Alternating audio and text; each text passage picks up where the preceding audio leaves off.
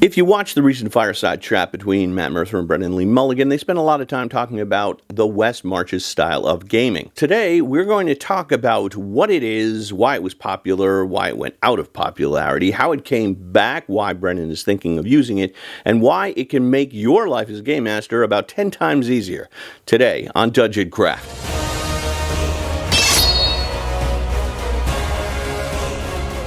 Welcome to Dungeon Craft. I'm Professor TM, and this channel is about all things tabletop role-playing games. And I'm Deathbringer. Like, subscribe, and sign up for the Deathbringer RPG newsletter. The West Marches style is very OSR, and it is a player-driven sandbox-style campaign format that prioritizes player agency. It features short, self-contained adventures that focus on discovery and treasure rather than a single overarching plot. The Game Master provides a world, but the players choose when and where they go and how they interact with that world. And it is a share world with multiple groups operating in the world at the same time, and their decisions can impact one another. The term West Marches was coined by D&D blogger Ben Robbins and popularized in a video by Matt Colville that had over 600,000 views, but that was 10 years ago, and I think it's time for an update. The style of gaming is not actually new. It dates back to the earliest days of D&D with co-creators Dave Arneson and Gary Gygax with their Blackmoor and Greyhawk campaigns.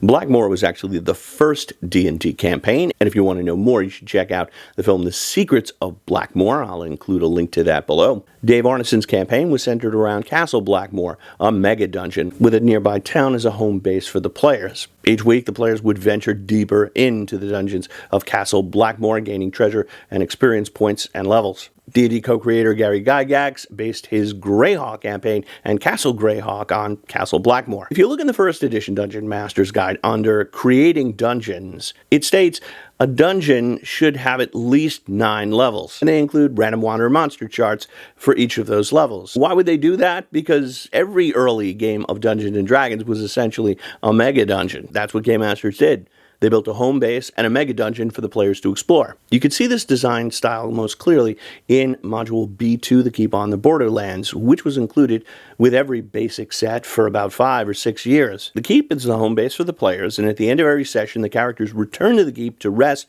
regain hit points, and resupply. Nearby is the Caves of Chaos, a 64-room dungeon with multiple cave entrances, and each of the caves has about 6 rooms or encounters. And there's a reason for that. It was intended for the players to go there and return to the Keep at the end of the session. That's because Dungeons & Dragons emerged out of the Twin Cities and Lake Geneva wargaming club scene. There were so many players they couldn't play at one time, so they'd have to be divided up into days. Deathbringer here. Ready to toss your dice and your morals into the abyss? Then back the Roll for Combat Kickstarter, weaklings. It's packed with hundreds of savage, blood-soaked options to obliterate your enemy. And better yet, you'll get to use them in my game, the Deathbringer RPG. Coming next year, the Deathbringer RPG isn't some soft, cuddlecore fantasy nonsense. It's fast, mean, and completely unforgiving. In Deathbringer, you don't save the world. You stab it in the heart, loot the corpse, and set it on fire for good measure.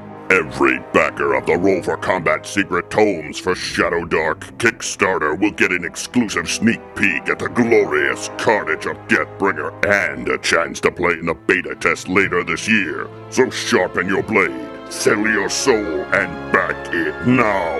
Ignore me and I'll use your spine as a bookmark. Back now. In his basement, several days a week, Gary Gygax ran multiple groups. Let's say on Wednesday, Group A goes into Cave A, encounters the kobolds, kills them all, takes their treasure. Group B meets on Thursday, and they go into Cave A. The kobolds will all be dead, covered with flies, and completely looted and stripped of any treasure. So Group B decides to go to Cave B, where they encounter the orcs, and they are ambushed and beaten back. 2 of the characters are killed, 3 barely escape with their lives.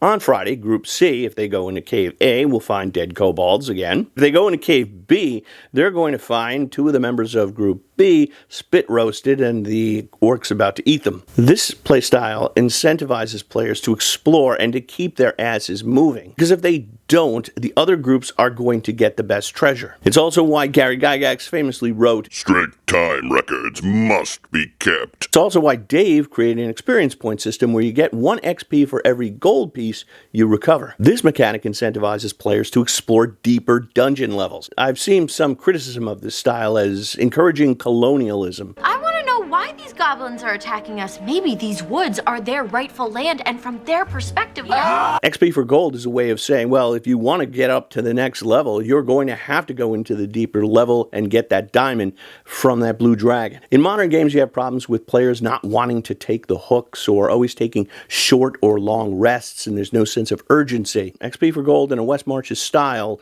will end that quick. Now, how OSR in West Marches, Brennan's game remains to be seen. Like, is he doing gold for XP? I don't know. But I'm a home brewer, I always have been, and I feel that it's okay for game masters to take the best ideas and discard what doesn't work for them. So why did this style fall out of favor? That can be summed up in 2 words: Ravenloft and Dragonlance. Tracy Hickman's Ravenloft introduced Strahd. He was the prototype for the big bad, a powerful vampire who had personal goals and a tragic backstory, who could escape to plague the characters as a recurring villain. Then came the Dragonlance modules, designed and released concurrently with the novels. Tracy and Laura Hickman wrote the modules with help from Douglas Niles, and Margaret Weiss banged out the novels with Tracy Hickman.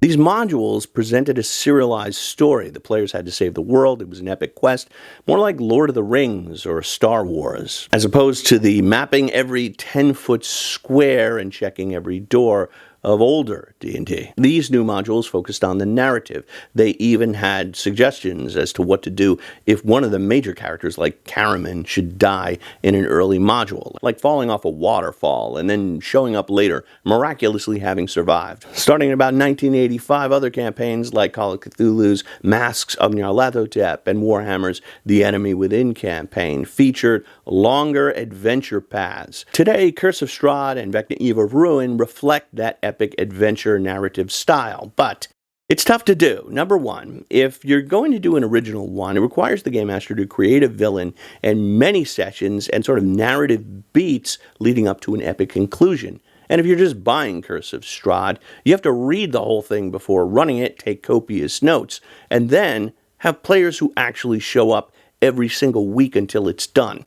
That is very easy to do when you're Matt Mercer, because his players are being paid to be there, but yours are not. And that's one of the reasons I think many people who start Curse of Strahd do not finish it. Click like and subscribe. It really helps the channel. Thank you. So if you want to have your own West Marches campaign, what are the key principles? Well, number one, you got to allow for player agency. The players make the decisions and decide where they go and what they're doing. You also need a large, flexible player pool of 10 or 20 players. Brennan has decided to have groups of 4 or 5 players, which is my sweet spot as well, because each player gets more time. Next, you need a sandbox world where the players can move around freely. And the last principle is no regular party, no plot. This is good for Mulligan because it allows guest stars to drop in and out. So how do you create a West Marches campaign? There are just 3 steps. Number one, you establish your base. Create a home base for your players, such as a town or outpost, from which they can launch expeditions. They start and end every session here. There's no short rests, there's no long rests. When you want to rest, you go back to the town, the session is over. Number two, you create a large dungeon environment to be explored. The actual West Marches was a very large hex-based area, and the players could only go west. And it was populated with dangerous locations, ruins, points of interest for the players to discover. In my opinion, that's probably working a little too hard if you've never done this. I recommend getting a PDF of Module B2, The Keep on the Borderlands, and let it serve as a model. The Keep is your player's home base. When they are there, they are always safe. That's where they recover hit points and equipment. Nearby is the Caves of Chaos, a 64-room dungeon. There are also other areas like the Lizard Men in the Swamp and the Mad Hermit. And when the players complete the Caves of Chaos, there's also the Caves of the Unknown, which the Game Master is encouraged to create for themselves. In his famous video, Matt Colville talks about using Keep on the Borderlands, Village of Hamlet, the Village of Orlane from Against the Cult of the Reptile God, and I think Bone Hill. and saying to the players, yeah, you can go to any of these places. Now, that works if you're intimately familiar with those modules. But if you're not as familiar as me or a Coville, then I suggest just getting to keep on the Borderlands. Like 65 rooms of dungeon is enough. Implement a method for the players to communicate with one another, set 2 or 3 days, and stick to that schedule. If someone doesn't make it, you play without them. And I can't stress this enough, don't worry about a plot. The plot will emerge as a result of the players' actions. Trust your players. At one point in the fireside chat, a viewer asks Matt and Brennan how they create big bads, and Brennan says, I don't create one big bad, I create a lot of them, and the players decide which is the biggest and the baddest. That is a good answer. In one of my Caves of Chaos campaigns, a favorite NPC was killed by a rando hobgoblin who rolled a nat 20. The players had to retreat, they barely escaped with their lives, and they spent the next 2 sessions hunting that hobgoblin down. And I made sure that whenever they entered a room and he was there, his first action was to flee the room. And they chased him around that dungeon until they finally cornered and killed him. That is emergent storytelling. If you look on the rumor chart in the keep, you'll see one is a merchant disappeared in the caves. Maybe his brother is head of the Merchants Guild. That's what I did in my Caves of Carnage campaign. And I had the players meet the top merchant, Johann Munchberger, first. And he tells the players, recently we had a caravan attacked and my brother and his family were dragged off into the Caves of Chaos, and I will pay you a reward. You can rescue them. This gives the player groups an Easter egg to hunt for. They want to beat the other groups because they want to be the first to rescue these guys and get the reward. There's a rumor a magic wand was once lost in the cave. So I created an NPC witch who can serve as a mentor and a patron to the PCs. It's her wand, and she says, if you can get the wand and bring it back here, I'll give you a reward. The race to recover the wand and rescue the prisoners becomes the story, rather than the game master struggling to plot it out. Now, the argument is always, well, this type of campaign, it takes a lot of work. That is absolutely wrong. It's way less work. You don't have to worry about Veronica is missing and there was a scene with her character that was supposed to advance the story. All you need is a home base and a 60 to 65 room dungeon with multiple entry points. No epic stakes, no epic villains. That stuff will just show up naturally. Now, if you want to make your life easier, subscribe to this channel and Patreon, where you get tons of extra stuff, and the Deathbringer newsletter. If you want to make your life hard, figure this out.